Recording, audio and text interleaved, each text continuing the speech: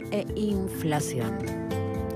Esto tenemos hoy como dominantes de la agenda económica. F5 al FMI se espera para el día de hoy que se dé a conocer esto que se llama Staff Level Agreement, que es el acuerdo, contiene todos los detalles, todos los que siguen abiertos, ¿no?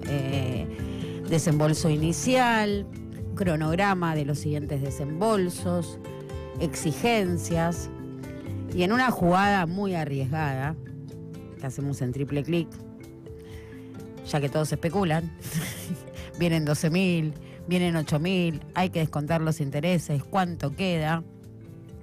Estamos en condiciones de jugárnosla a decir que en este tramo del acuerdo no va a haber una devaluación implícita.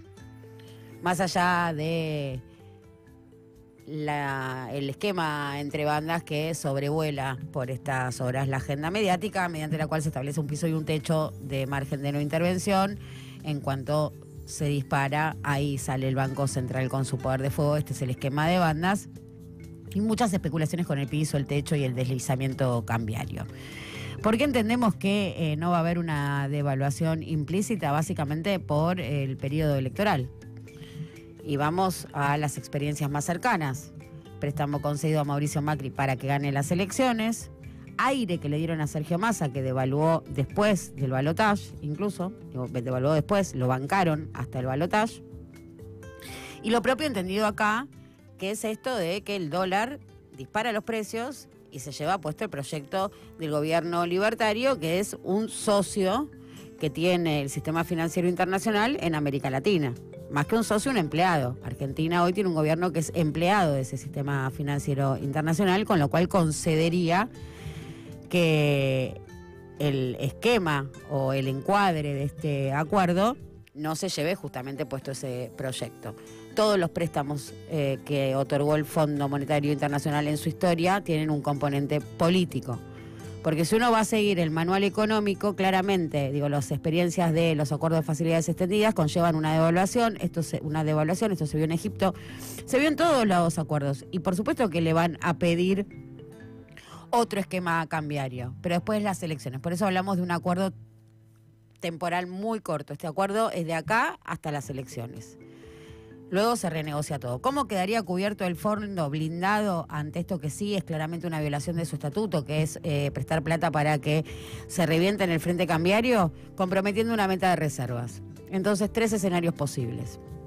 El desembolso le alcanza para llegar a los dólares de la cosecha y con la cosecha tira a las elecciones.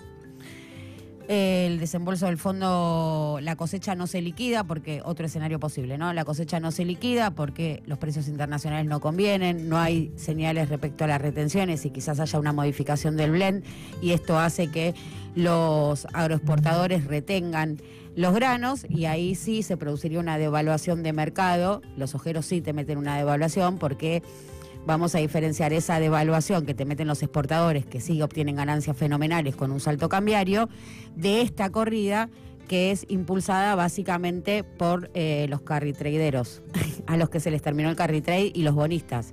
Esta corrida, ¿quiénes están presionando por los dólares? Bueno, estos que dejaron de ganar tanto en pesos ante la expectativa devaluatoria, y los bonistas privados, los que tienen papeles argentinos que cobrar 4.800 millones de dólares ahora. Con lo cual, si bien ese desembolso del FMI, esa presión devaluatoria o esa corrida se contiene, porque justamente la plata del FMI es para pagarle a los bonistas. Como sucede históricamente, es para esto, es para pagarle a los bonistas. Son los mismos. El FMI queda en Wall Street, que es donde están los bonistas, no los jubilados japoneses. Hay que pagarle a los jubilados japoneses. En simultáneo, no menor, por supuesto, es la visita del secretario del Tesoro, Scott Bessent, a la Argentina. Es un cargo muy importante dentro del gobierno de Donald Trump y tiene su lógica inferir que puede haber alguna ayuda extra por parte del gobierno norteamericano. Esto se dio en 2 oportunidades. En la Argentina, ante el blindaje de Fernando de la Rúa, que ya sabemos cuál fue su desenlace, Y en México, ante el efecto tequila, los últimos 2 antecedentes más cercanos, donde el gobierno norteamericano asiste, a partir de un fondo especial que tiene para esto, a países de América Latina en contextos de asfixia financiera. Pero la visita de Scott Bessent, una vez más, es una visita sumamente relevante.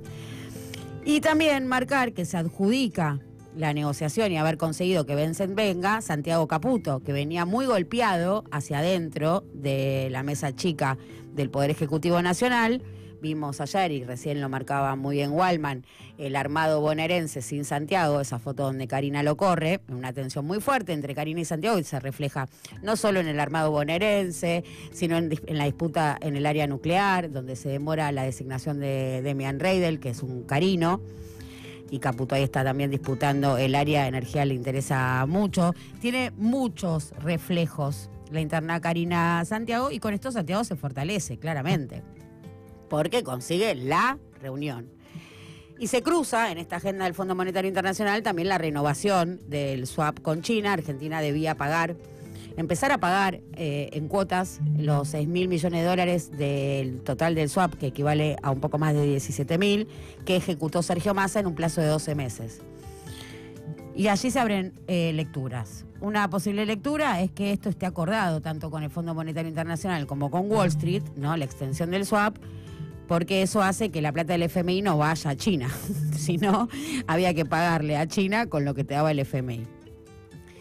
Eso hubiese generado mucho ruido. Y otra lectura, que es la de Sabino Bacanarvaja, ex embajador argentino en China, un sinólogo por excelencia que conoce muy bien y entiende muy bien la lógica del gigante asiático. Él te dice, no, mira, esto es China primereando a Estados Unidos. Esto así lo explica Sabino Bacanarvaja, que, digo, es muy difícil interpretar a China con la lógica de Occidente. Lo que sí es fácil leer al Fondo Monetario Internacional, a la Wall Street, y entender que este préstamo es para pagar la deuda de los bonistas. Con lo cual no hay ninguna chance que esto no aumente el nivel de endeudamiento.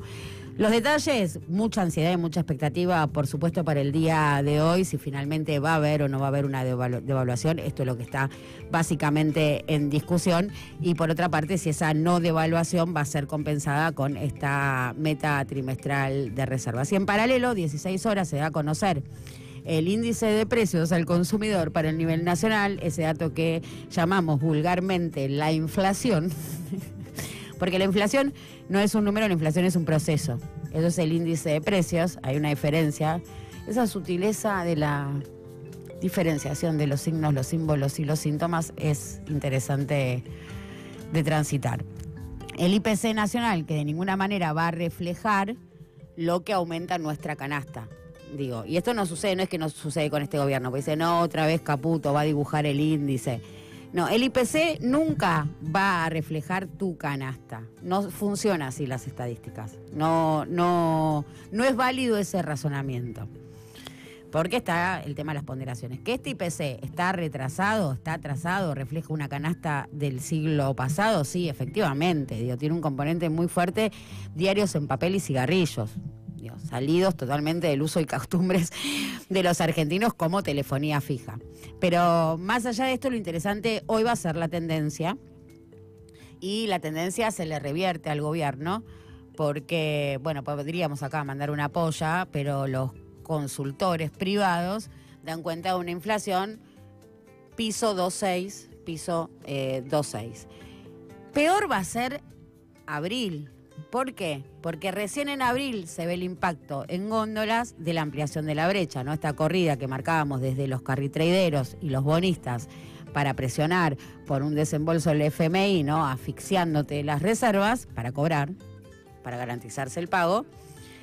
Esa disparó los dólares paralelos, que hoy están cotizando en la zona de los 1.360 pesos, e inmediatamente eso tiene un traslado a góndola en los formadores de precios que activan la inercial y las coberturas. Alimentos, de hecho, si contamos desde que comenzó la corrida, que la situamos básicamente a mediados de marzo, hasta el día de hoy, casi un mes, los alimentos subieron 4,7%.